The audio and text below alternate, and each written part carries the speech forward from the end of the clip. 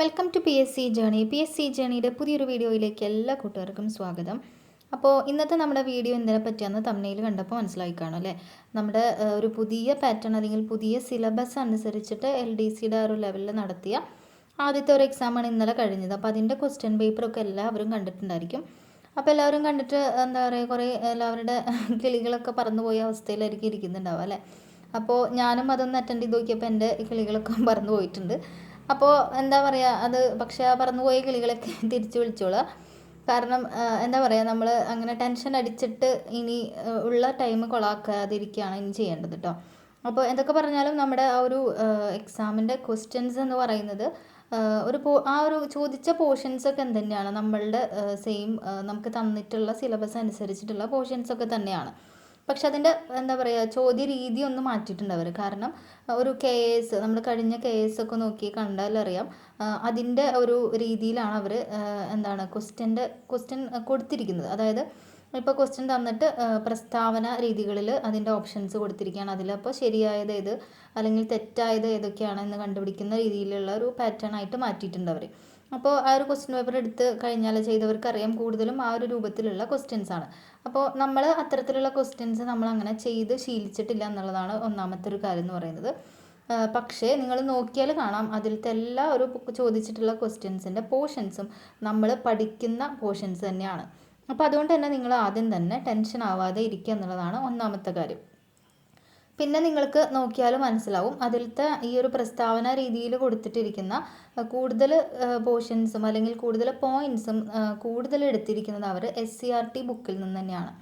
ഇപ്പോൾ സയൻസിൻ്റെ പോർഷൻ ആയാലും ജോഗ്രഫി പോർഷൻസ് ഒക്കെ തന്നെ ആയാലും SCERT ബേസ്ഡ് ആയിട്ട് തന്നെയാണ് അവർ അതിലത്തെ ഒരു SCERT ബുക്കിൽ എടുത്ത് നോക്കിയാൽ അതിലത്തെ സെയിം ലൈനുകളോ അല്ലെങ്കിൽ സെയിം പ്രസ്താവനകളൊക്കെ ആയിട്ട് തന്നെയാണ് അവരത് കൊടുത്തിരിക്കുന്നത് എന്ന് നിങ്ങൾക്ക് അതൊന്ന് കമ്പയർ ചെയ്താലും മനസ്സിലാവും. അപ്പോൾ നമ്മളെപ്പോഴും പറയുന്ന പോലെ തന്നെ SCERT നല്ല രീതിയിൽ പഠിച്ച് എന്താ പറയുക, ഒരു ചോദ്യം അല്ലെങ്കിൽ ഒരു വൺ വേർഡിലുള്ള ആൻസർ എന്ന രീതിയിൽ പഠിച്ചു പോകുന്നതിന് പകരം കുറച്ച് എന്താണ് കാര്യങ്ങൾ മനസ്സിലാക്കുക, ഡീറ്റെയിൽഡായിട്ട് പഠിക്കുന്നതിലുപരി കാര്യങ്ങൾ ഓരോ ടോപ്പിക് എടുക്കുമ്പോഴും അതിലത്തെ കാര്യങ്ങൾ മനസ്സിലാക്കിക്കൊണ്ടുള്ള ഒരു പഠനത്തിനായിരിക്കണം ഇനി ഇമ്പോർട്ടൻസ് കൊടുക്കേണ്ടത്. അപ്പോൾ ഇനി അധികം ടൈമൊന്നും ഇല്ലയെന്ന് അറിയെങ്കിലും നമ്മൾ പഠിക്കുന്ന ടോപ്പിക് തന്നെയാണല്ലേ, പുതിയതായിട്ട് തുടങ്ങാൻ പോകുന്ന ടോപ്പിക്കുകളൊന്നുമല്ല. അപ്പോൾ അതുകൊണ്ട് തന്നെ നിങ്ങൾ കാര്യങ്ങൾ മനസ്സിലാക്കിക്കൊണ്ട് വായിച്ച് പോവുക. SCERT നല്ല രീതിയിൽ നിങ്ങൾ നോക്കുക. SCERTയിൽ കൊടുത്തിരിക്കുന്ന ഓരോ വേർഡ്സും കാര്യങ്ങൾ എന്താണ്, ഒരു ടോപ്പിക് എടുക്കുമ്പോൾ ആ ഒരു ടോപ്പിക് എന്താണ് അല്ലെങ്കിൽ അതിലെന്തൊക്കെയാണ് ഉൾക്കൊള്ളുന്നത് എന്നുള്ള കാര്യങ്ങൾ നിങ്ങൾ നന്നായിട്ട് മനസ്സിലാക്കിക്കൊണ്ടുള്ള ഒരു പഠനമായിരിക്കണം ഇനിയുള്ളത് വേണ്ടത്. അല്ലാതെ ഒരു ക്വസ്റ്റ്യൻ ചോദിച്ചു അതിൻ്റെ ആൻസർ ഒരു വൺ വേർഡിൽ ആൻസർ കണ്ടുപിടിച്ചു അങ്ങനെയുള്ള ഒരു രീതിക്ക് പകരം കൂടുതൽ കാര്യങ്ങൾ മനസ്സിലാക്കുക. എന്താ പറയുക, അതിലത്തെ ഓരോന്നിലും പോയിന്റുകൾ, പ്രസ്താവനകൾ ഓരോന്നുമായിട്ട് ബന്ധപ്പെട്ട ഒരു പ്രസ്താവന രീതിയിൽ തന്നെ കാര്യങ്ങൾ മനസ്സിലാക്കിക്കൊണ്ടുള്ള ഒരു പഠനമായിരിക്കണം മുന്നോട്ട് പോകേണ്ടത്. അപ്പോൾ SCERTക്ക് അത്ര ഇമ്പോർട്ടൻസ് കൊടുത്തുകൊണ്ട് നിങ്ങളിനി നന്നായിട്ട് പഠിക്കുക. പിന്നത്തെ ഒരു കാര്യം എന്ന് പറഞ്ഞാൽ ഇംഗ്ലീഷ്, മാത്സ്, മലയാളം ആ ഒരു ഏരിയ തന്നെ എന്താ പറയുക, ഒട്ടും തന്നെ മാറ്റാൻ പറ്റാത്തൊരു ഏരിയ തന്നെയാണ് അല്ലേ. അപ്പോൾ അവിടെ നിന്നുള്ള മാർക്ക് നിങ്ങൾ ഒരിക്കലും കളയരുത് കേട്ടോ.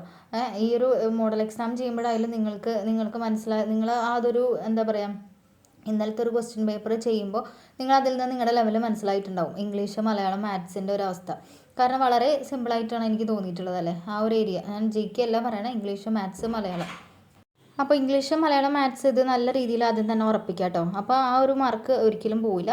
പിന്നെ GKയുടെ കാര്യം ഈ SCERT ബേസ്ഡ് ആയിട്ട് എന്താണ്, SCERT ബുക്കിൽ നിന്ന് നല്ല രീതിയിൽ മനസ്സിലാക്കിക്കൊണ്ടുള്ള ഓരോ കാര്യങ്ങളും മനസ്സിലാക്കിക്കൊണ്ടുള്ള ഒരു പഠനത്തിന് ഇമ്പോർട്ടൻസ് കൊടുക്കുക. എല്ലാവർക്കും നല്ല രീതിയിൽ മാർക്ക് വാങ്ങിക്കാൻ പറ്റട്ടെ എന്ന് തന്നെ ഞാൻ ആശംസിക്കുന്നു. മറ്റൊരു വീഡിയോയിലൂടെ കാണാം. താങ്ക്